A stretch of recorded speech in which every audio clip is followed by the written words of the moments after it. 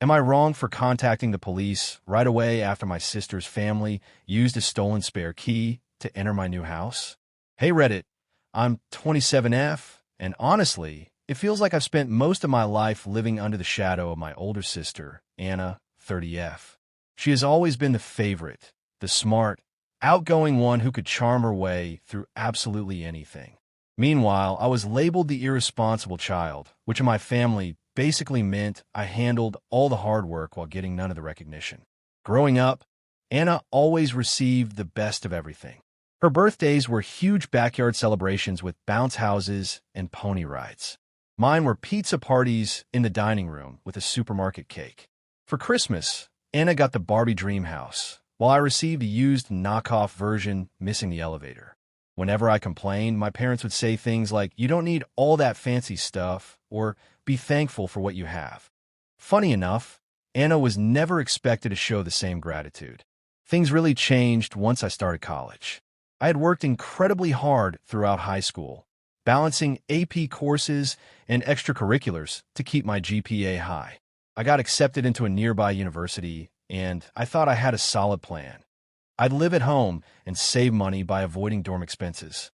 Since my parents had fully funded Anna's dream school experience, I assumed they'd support me too. I was very wrong. The moment I brought up staying at home during college, my mom looked at me like I'd suggested something absurd. "If you're living here, you'll need to contribute," she said casually. Then she added, "We paid for Anna because she earned it. You need to learn responsibility." I was only 18, about to begin college, and already they were demanding rent from me. That contribution ended up being $400 a month for rent and utilities, plus I had to buy all my own groceries.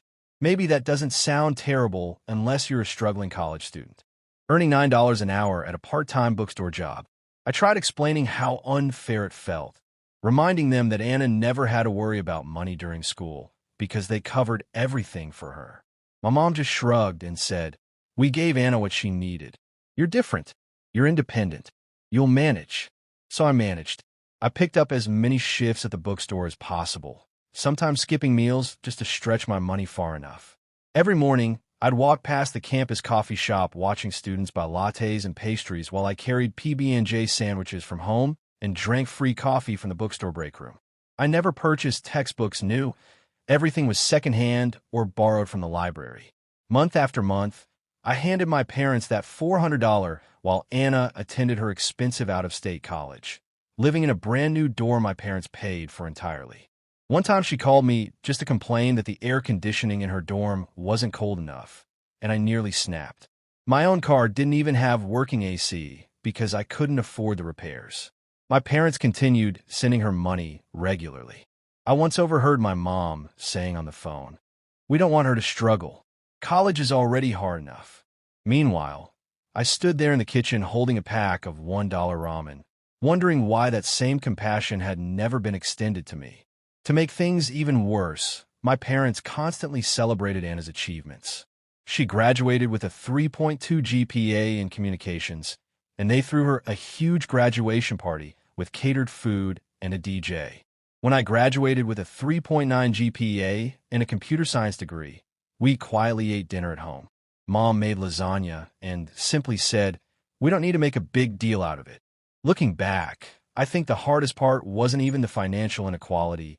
It was the clear message that I mattered less. Anna was always treated like the gifted one with endless potential, while I was just there. Even when I succeeded, it barely registered. "Kate's smart. She doesn't need help," they'd always say. It felt like competence was some kind of punishment. After graduating, I moved out as fast as I could. I rented a tiny apartment near my first job and finally started building a life on my own terms.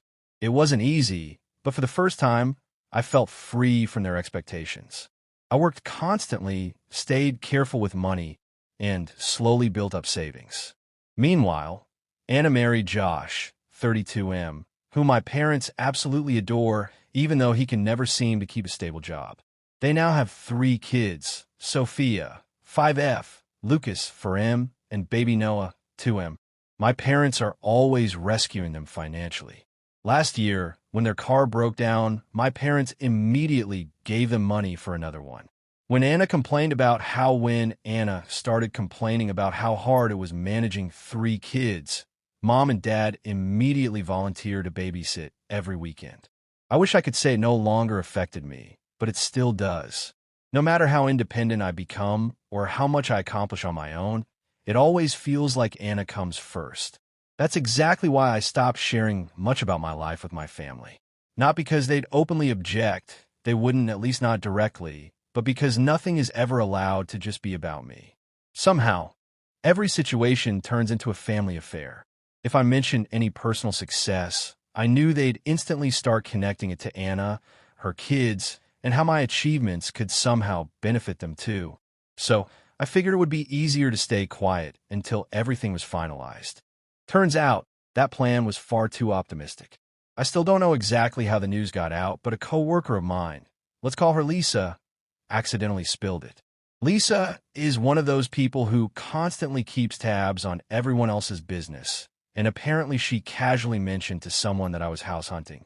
That person just happened to know Anna's neighbor. From there, the information spread unbelievably fast. Small-town Texas at its finest. A few days later, my mom called me. "Katie," she said in an overly excited voice, "why didn't you tell us you're shopping for a house?" I should have known where this was headed, but I still pretended not to understand. "Oh, I'm only browsing right now," I replied. "Nothing serious."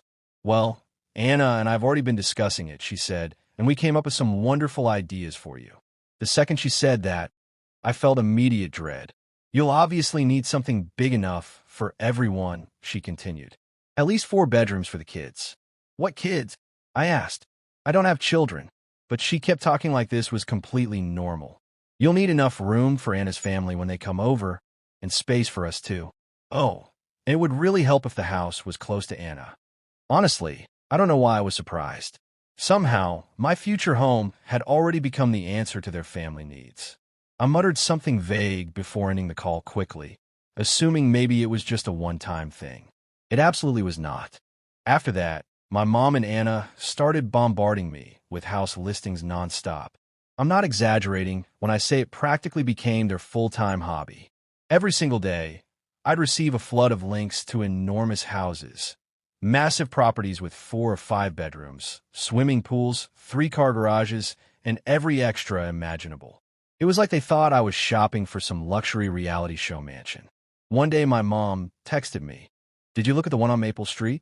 It's huge, absolutely perfect." Another time, Anna emailed me a 6-bedroom listing with a message. "This would work so well for us. We'd finally have enough space for everybody." I stared at that email for a solid minute, completely baffled at how my home purchase had somehow transformed into a shared family project. And the worst part? They weren't even pretending this was for my benefit. Every house they sent revolved entirely around Anna's family. This one has a finished basement Josh could use as a man cave. The kids would be obsessed with this pool. "Look, Kate, this one even has a guest room for Mom and Dad when they stay over." It became exhausting. At first, I tried steering the conversation gently by reminding them I was only looking for something small and practical for myself. But somehow that only encouraged them more. Eventually, I stopped replying altogether. I muted the family group chat and ignored the endless messages, hoping they'd eventually understand the hint and move on. Meanwhile, I continued my search privately. Most evenings were spent scrolling through Zillow, and weekends were dedicated to open houses. I deliberately avoided any neighborhoods near Anna because I didn't want to bump into someone who might report back to my mother. Then, after weeks of searching, I finally found it. A small 2-bedroom cottage just outside the city. It had everything I wanted: a cozy front porch, a bright kitchen filled with sunlight, and a backyard big enough for a small garden. It wasn't fancy or extravagant, but the second I walked inside, it immediately felt like home. I put in an offer, and after several stressful days, it was accepted. I can't even describe how incredible that moment felt. For once in my life, I had done something completely for myself, free from everyone else's opinions and expectations. Naturally, I didn't tell my family.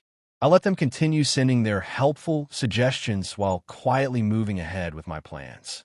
Then out of nowhere, my mom called again. "We're having dinner next weekend," she said. "You're coming, right?" My first instinct was to say no, but then I paused and thought, you know what?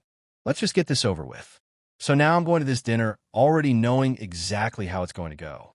I wouldn't even be surprised if they've prepared some kind of full presentation about all the houses they picked out for me. And here's where things get interesting. I'm about to tell them I already bought a house. And I'm definitely not going to soften the blow either. I can already hear them, the dramatic gasps and the inevitable complaints. Thanks for sticking around. I'll post an update after the dinner.